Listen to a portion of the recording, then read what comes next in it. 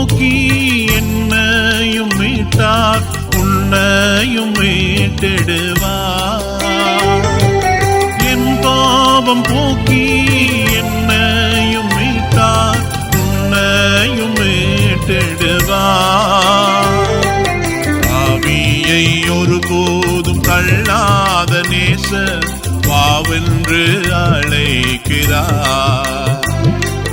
பாவியை ஒருபோதும் தள்ளாத நேசர் வாவென்று அழைக்கிறார்.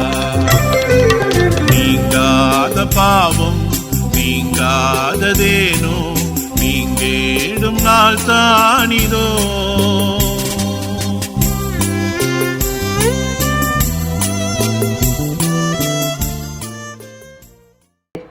கர்த்தருக்குள் அன்பானவர்களே, அனுதினமும் கிறிஸ்துவுடன் தியான வேலைக்கு உங்களை அன்புடன் அழைக்கிறோம்.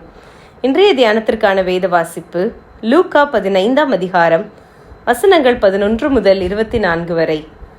தியானத்திற்கான தலைப்பு ரட்சிப்பின் தேவன். இப்படி நாம் அவருடைய இரத்தத்தினாலே நீதிமான்களாக்கப்பட்டிருக்க, கோபாக்கினைக்கு நீங்களாக அவராலே நாம் ரட்சிக்கப்படுவது அதிக நிச்சயமாமே. ரோமர் 5:9.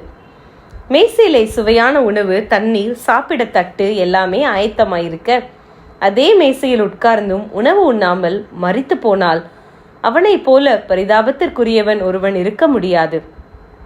ஆத்தும மீட்பை இன்னமும் பெற்றுக்கொள்ளாதிருக்கிறவனின் நிலையும் இதுதான். மனிதனுடைய மீட்பிற்கான சகல காரியங்களையும் ஆண்டவர் செய்து முடித்து விட்டார். பாவிகளாகிய நம்மை மீட்பதற்காகவே இயேசு இவ்வுலகிற்கு வந்தார்.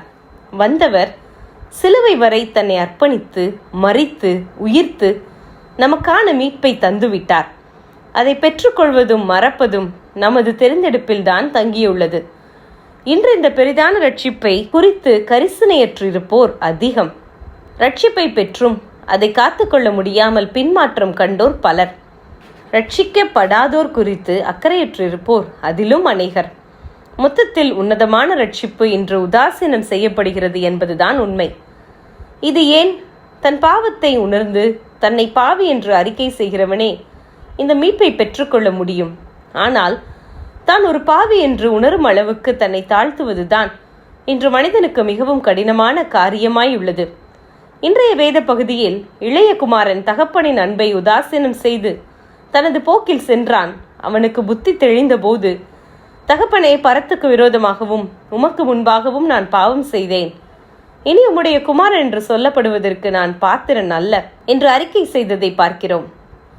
இந்த மனம் உடைய வேண்டுமானால் நாம் நமது நிலையை உணர்ந்து நம்மை தாழ்த்த வேண்டும்.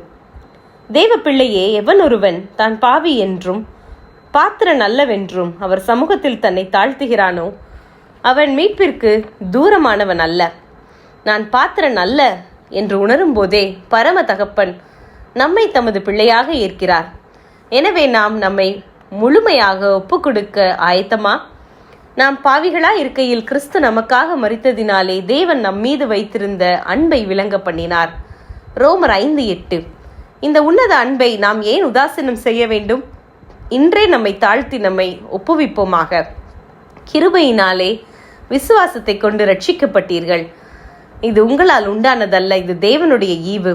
எபேசியர் 2:8. ஜெபம் செய்வோம். எங்கள் ரட்சிப்பின் தேவனே, எல்லா ஜனத்துக்கும் மிகுந்த சந்தோஷத்தை உண்டாக்கும் ரட்சிப்பின் நற்செய்தியினாலே உலக மக்கள் சந்திக்கப்படவும் மீட்பின் திட்டம் இப்பூலகில் நிறைவேறவும் ஜெபிக்கிறோம் பிதாவே. ஆமென்.